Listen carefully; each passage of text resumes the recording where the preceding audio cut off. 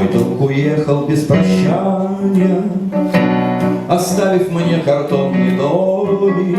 Милый подарок, ты намек или предсказание, мой друг бездушный насмешник или нежный комик. Что делать с тобою, странное подношение? Зажгу свечу за окнами из цветной бумаги. Не сулишь ли ты мне радости рождения? Не близки ли короли маги?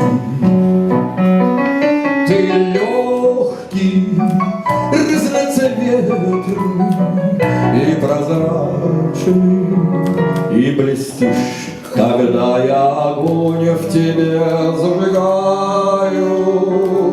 Без огня ты печальный, мрачный, верно ли я твой намек понимаю?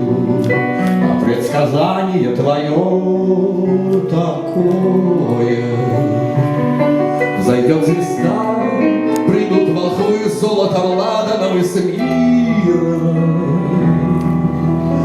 Что же это может значить другое, как не то, что пришлют нам денег, достигнем любви, славы всемирной? Мой друг уехал без прощания, оставив мне картонный домик. Милый подарок, ты намек или предсказание, мой друг бездушный насмешник или нежный комик. Милый подарок, ты намек или предсказание, мой друг бездушный насмешник или нежный.